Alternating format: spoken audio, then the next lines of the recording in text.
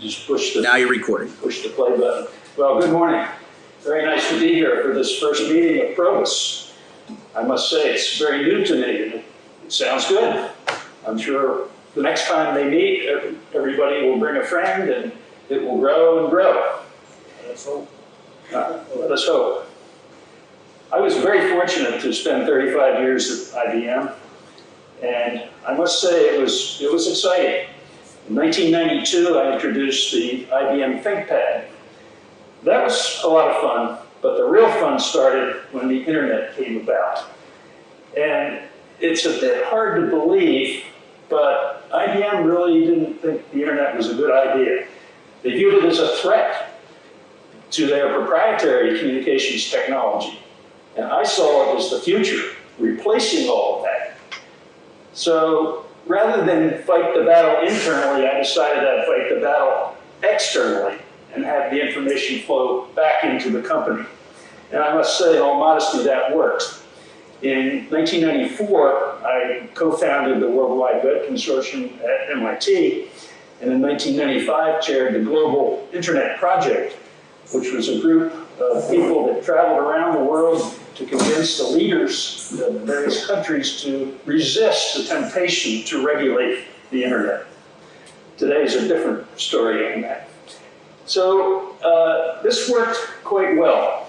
And what really got me interested in writing was at a conference, a technology conference about the internet. And I was in a breakout session, and I was sitting next to this gentleman in a pair of jeans and a sweatshirt. He was nodding off part of the time. His name was Jeff Bezos. And what an impressive guy. He went from nothing to the wealthiest guy in the world there for a while. But what really impressed me was his commitment to the customer. He really sincerely believed that the customer is always right. Always right. Make them happy. And I'm sure, like me, you probably haven't run into a lot of disgruntled Amazon customers. So this really inspired me to think about the power of the internet, the culture of the internet. And so I wrote a book called Net Attitude. And it's about how the internet works in layman terms, and what the culture of the internet is, and how organizations of all kinds, for-profit, not-for-profit, hospitals, manufacturing companies, banks, how they can take advantage of it if they really walked in the shoes of the customer. And that worked out pretty well, so then it was time to move on from IBM. And after I retired, I call it, I joined a number of boards, for-profit and not-for-profit. One of them was a hospital network in Connecticut. And I was fortunate to serve on that board for 10 years. And I must say it was a real eye-opener. Here I had come from a world of click here to a world where there was no place to click. Everything was on Post-its and posters, and it was just a paper nightmare. And I couldn't understand how could this industry function. So when I turned 65, 12 years ago, I went back to school, lifelong learner, and got a doctorate in health administration. I really wanted to understand how healthcare works. And after I completed the doctorate and a research study, I wrote a book called Health Attitude. And I translated a lot of the themes of net attitude into health attitude. After all, the issues with our healthcare system, of which there are many, as we all know, those issues, I believe, revolve around attitude. The attitude of patients, of providers, of payers, policymakers, those 4 Ps. And so I wrote this book about the American healthcare system, how it works, how it doesn't work, and what to do about it. And it's been well-received book still. Then I got ready to work on my 3rd book. And my plan was to write a book about home automation, how to make your house smart. And I was having lunch one day over here at Hammock Dunes with a lawyer friend of mine, and I was telling him about my ideas for this new book. He said, well, John, that might be interesting, but something that would be more interesting is about how we vote. He said, why don't you write a book and call it Election Attitude? And I said, well, Tom, I really don't know much about voting. I've been voting for more than 50 years, but I don't really know the system, how it works, what the rules are, what the procedures, processes are. He said, well, you know how to do research. You'll figure out pretty quickly that there's a lot to write about. Wow, what an understatement that was.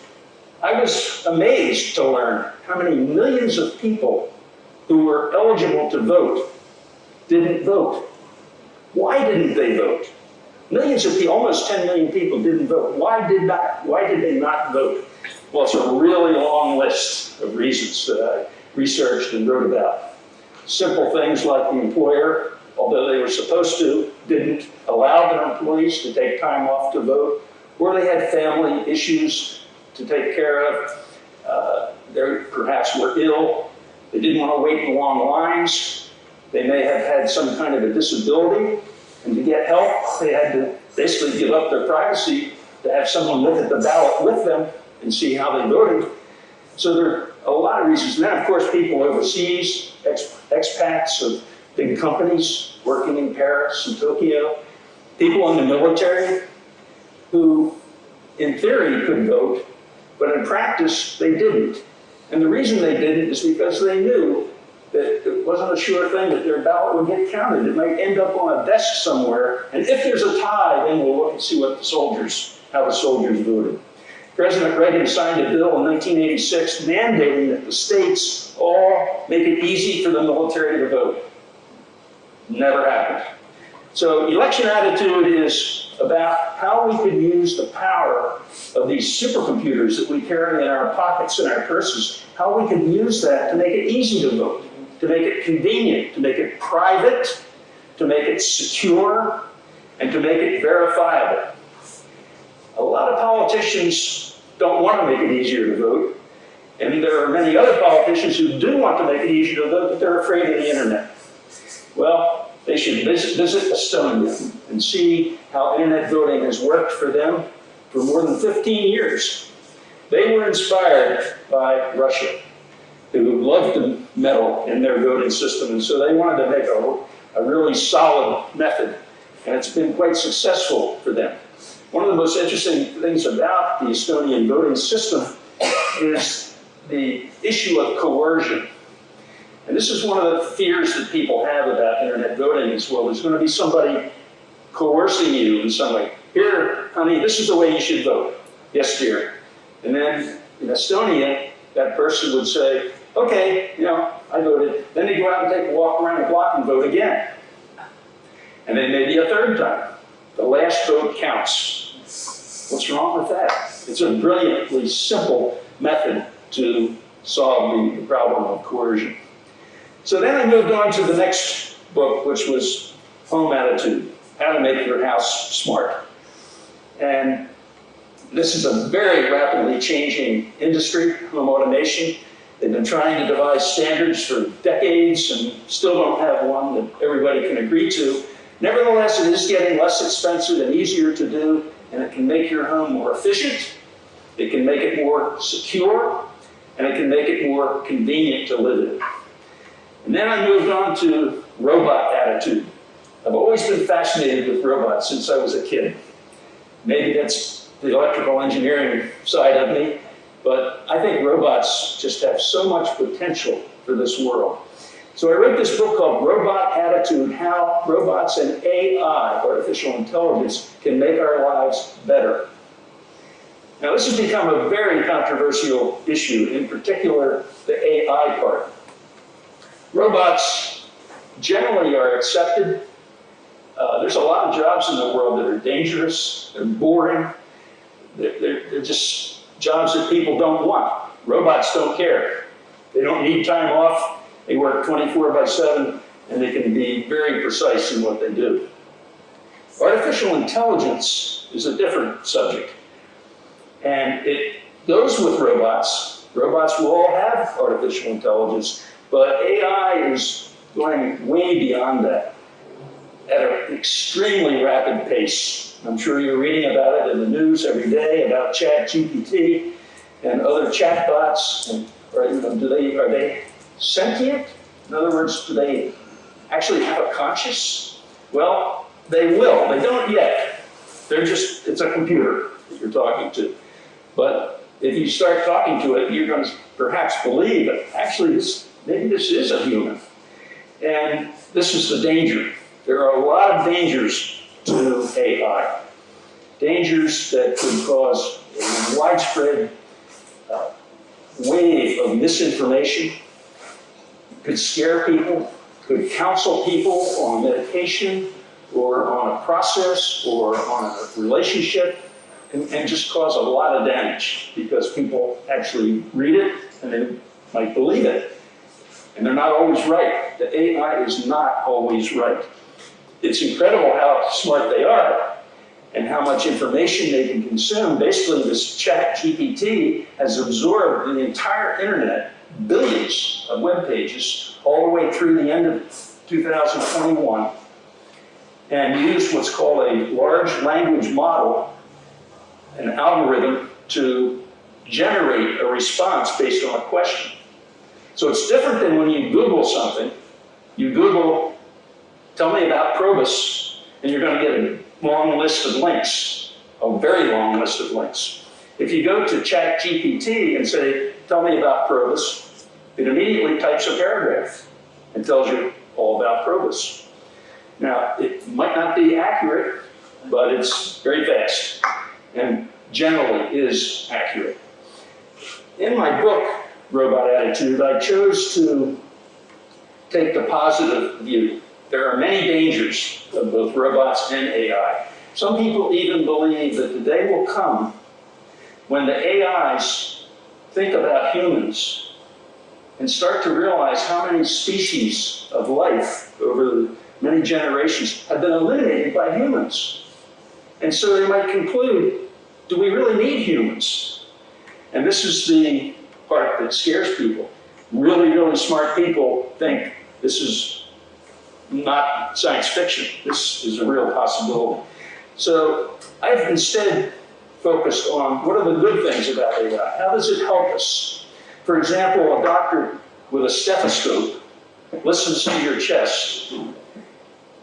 If you take that rubber tube out of the top of the stethoscope and insert a little electronic device that listens to everything that's heard, you still have this. It converts all that information into data, transfers it to a smartphone.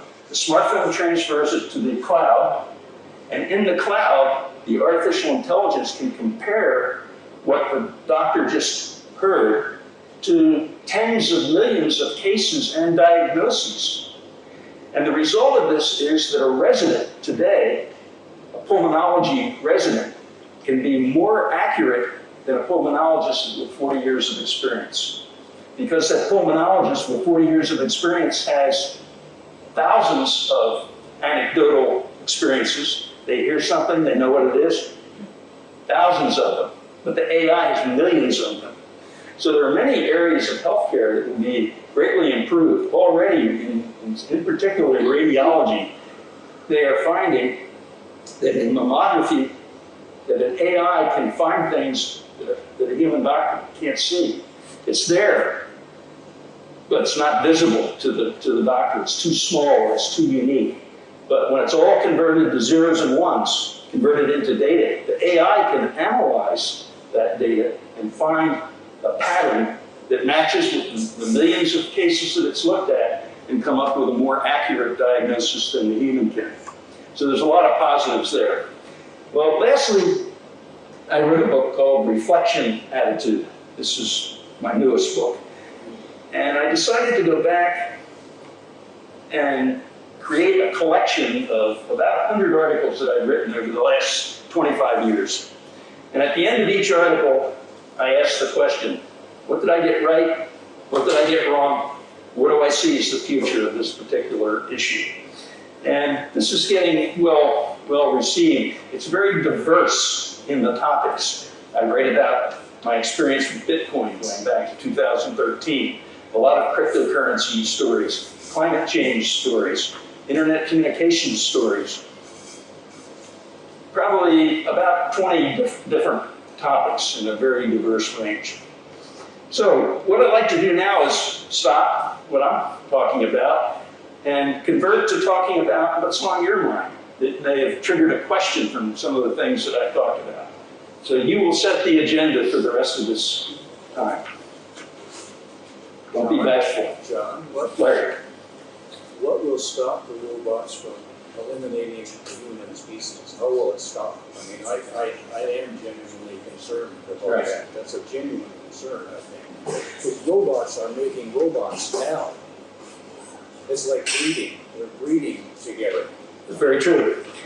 Yeah, Larry asked, what's the solution here? What do we do about these robots that may decide to get rid of us? The short answer is regulation. Now, I mentioned earlier that I spent part of my career traveling around the world convincing world leaders to resist the temptation to regulate the internet. But today things are different. The internet doesn't need regulated, but the things that are being done on the internet, the content, the social media, the spread of information needs regulation. And believe it or not, the technology executives responsible for these various areas, they've been begging for regulation. They want regulation. It almost doesn't sound right, but they want it because they too see the dangers ahead of AI and robotics. So what's the problem? Congress. They don't seem to have the skills. They tend to take every issue, no matter what it is, and politicize it.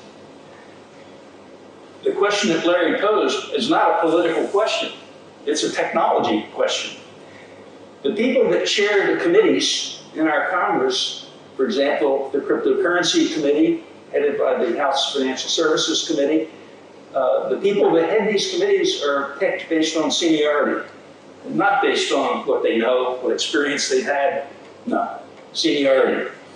And so we're behind. Europe has been very aggressive at putting laws together, regulations, specifically regarding robots and artificial intelligence. And we need more of it, and we need it fast, because the technology companies, they can't wait, because the startup industry has jumped on this artificial intelligence opportunity, and it's predicted to be $1 trillion industry just in itself. And so there are thousands of startup companies, and they're racing as fast as they can to adopt these very sophisticated artificial intelligence technologies. And so if we don't have regulation, there are going to be some problems ahead. What else? Yes, sir. Can you give us some examples of some unique things that would make your house smarter? Some unique. Your house smarter. Things Oh, that make your house smarter. Yeah, well, it falls in several different areas. The environmental part of it would allow you to not waste energy. So to automatically adjust the temperature and humidity room by room based on the time of day, the season of the year, the patterns that you exhibit from utilizing those spaces. In the area of security, you can be very sophisticated if your house is smart, much more so than just having a sensor on a door. They can look at patterns of activity, can look at the time of day, can look at related activities that may go on. And in the area of entertainment, there's just a tremendous amount of things that you can do. I'll give you an example. When I wake up in the morning, I reach over and I push this button on my table. And it says, good morning. Today is Wednesday, March 8th. March 8th. The temperature right now is 72 degrees. The forecast for the day is mostly cloudy, a high of 82, winds out of the southwest at 6 miles an hour, with gusts up to 12 miles an hour. Have a nice day in Palm Coast. And then it selects randomly from a list of musical areas that I like, and it randomly picks a channel. If it's Sunday, it picks Baroque music to be played. If it's not Sunday, it picks from a variety of other channels. So you can make your house as smart as you want it to be. My wife doesn't like it to be smart. She likes to pull the chain, flip the switch. That's okay, but I like it to be smart. And there definitely are many benefits from it. Mark. John, I've had the privilege of having a couple of meals with John, and I've read a couple of his books, and the thing I like about his books is he's got a couple of them on audiobooks. Since I drive a lot, it's easy for me to listen to them.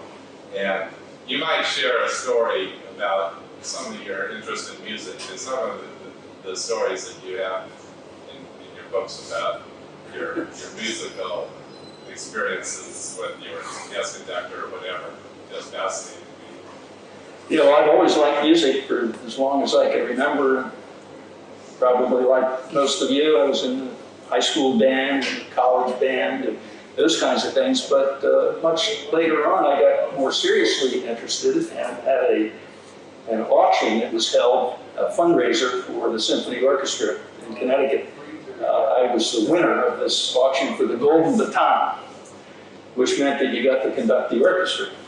That was quite an experience. You know, it's really hard to describe, but when the cellist is right there, and the violinist is right there, and the viola player is right there, the sound that resonates from there to where you're standing a few feet away is quite different than if you're back in the audience. It was really a great experience, and I memorized the piece the first time I conducted Mozart's 25th Symphony. And a couple of years later, I won the auction again and conducted the Beethoven Symphony. So yeah, music is important. Reflection Attitude, the book, I cover a lot of hobby-oriented areas. My experience with motorcycling, with aviation, with music, with many different things. So what about cryptocurrency? Nobody has any questions about that? Man. Yeah, I would just like to ask that if it's all so good, all this technology, why are people not jumping on the bandwagon? It would be interesting to carry out a private survey to individuals to find out why. Because when I ask, it's confusion, the privacy aspect, and it's all junk. Technology is almost going too fast. We've talked today about it being a senior community. And people cannot cope with the way it's all moving forward. Press a button to do this, set up your system to turn on the lights, to turn up the heating and all that. People are not able to necessarily, without assistance, get into all of that. So why don't we just carry out a survey and find out what the main problem is? Well, it's a very fair question, and I do understand what you're saying. My wife would strongly agree with you. Actually, some years ago, I was involved in the senior center. In fact, I was on the board of the senior center in Connecticut for quite a few years. But way back before that, there was a movement to introduce the internet to seniors. It's called SeniorNet. That later became Third Age Media Company, which I served on the advisory board of. And actually, seniors are embracing the use of the internet. One of the motivations there has been grandchildren. That if you want to communicate with your grandchildren, but you don't text or email or social media, then you're not going to be in touch with your grandchildren. And that's what brought my wife into it. She is totally not technical, she's not the least interested in technology. But she has mastered the communication skills with our 6 grandchildren. Your point about privacy is extremely important. And I'm concerned about this. We all should be concerned about it. Congress should be concerned about it. They've been talking about it for years, and they haven't done anything. Europe put in place GDPR, it's a global data protection rights legislation that's very detailed set of rules for how personal information is collected, how it's stored, how it's used, what permissions are in place to enable it to be used and stored. We don't have that in the US. As I said, we've been talking about it. They have some strong voices that want to move forward on this, but they just can't seem to agree on what it takes. And once again, they've politicized that. And it's not a political issue. It's a technology issue that strikes very close to home when we talk about privacy. In terms of the pace of technology, I do understand that point. I don't think it's not going to slow down. It's just, there's too much interest in it, too much money going into it, chasing after opportunities. It's been great for the economy. Years ago, the internet was being attacked because of eliminating jobs. So when I chaired this global internet project I mentioned in 1995, we did a study on this, and we found out that the internet was creating millions of jobs. Look at how many people are working at eBay and Facebook and Amazon. Millions of people are employed in technology. So technology has been good in that respect. There is a danger ahead, however, which is the robots. The robots, we're glad to see them take the dangerous jobs, the boring jobs. That's okay. But when it comes to eliminating lawyers and accountants, maybe not okay. And so what do you do if artificial intelligence eliminates all the jobs that could be eliminated? And the numbers are big, millions of jobs. So what do we do about that? Well, one approach to this is to create a guaranteed monthly income. Now this becomes political, like right from the get-go. It just doesn't sound right. You know, it sounds like a handout. But then you have to say, okay, what's the alternative? And most of the leading billionaires and tech czars, they don't like it, but they think we're going to have to do it. And Andrew Yang, who ran for mayor in New York City, had proposed this. It's being implemented actually in a number of places around the country as an experiment to see what happens when you give $1,000 a month with no strings attached to people. How are they going to spend it? Is it going to have a positive impact, or is they going to spend it on the wrong things? So it's a complicated question. Yeah. How is the U.S. in comparison to the rest of the world regarding technology? Are we lagging behind, or? I feel we are. Well, from a regulatory point of view, we're behind. From an actual technology point of view, we're the leader in many areas, but China is right there with us. And in fact, China is ahead of us in a number of areas. Quantum computing, for example, is something coming that's going to make extraordinarily powerful computers that are going to be able to change the capabilities of encryption to be able to scramble information and then only be able to unscramble it if it's appropriate. And the Chinese are putting a lot of money into it. No politics gets involved on their side. They just mandate it. And I'm quite concerned about that.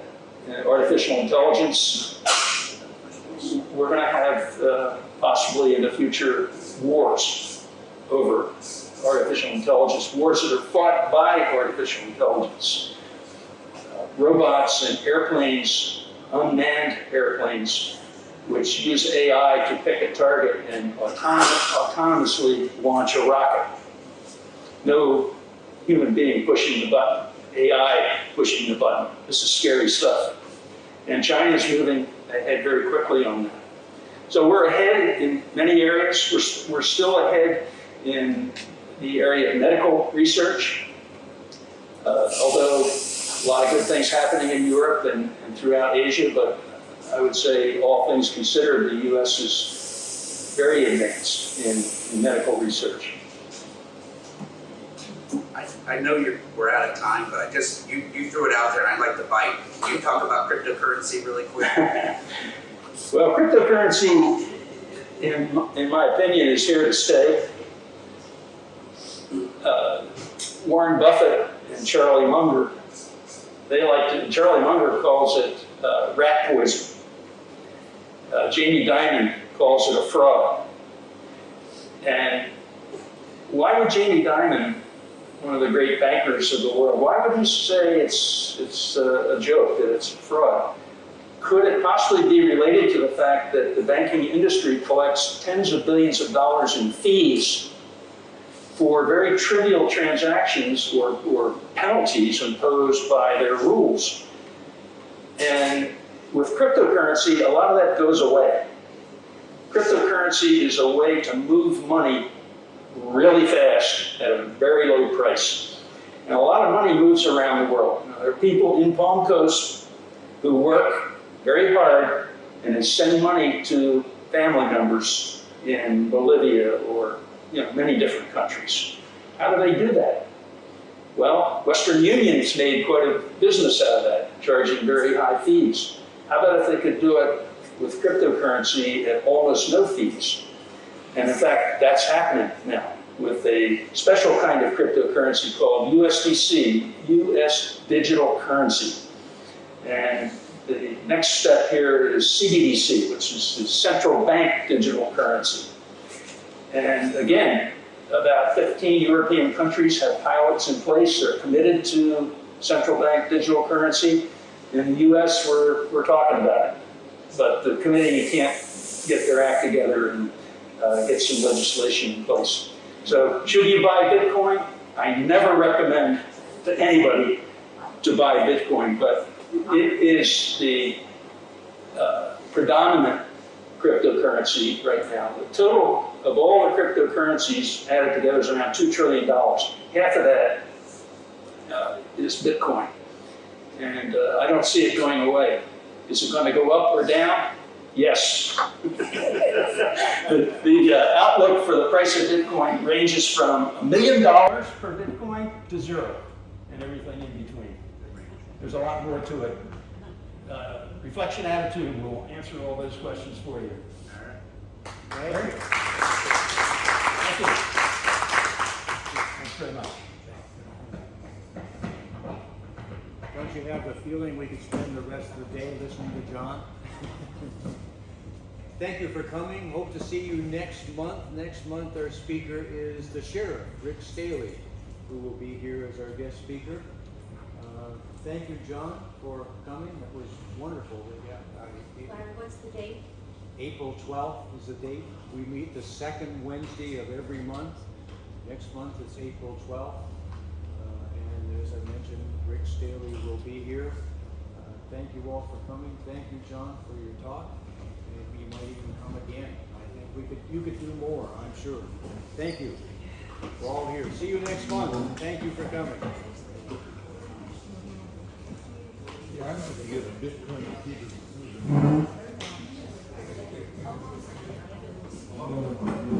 Some of it is.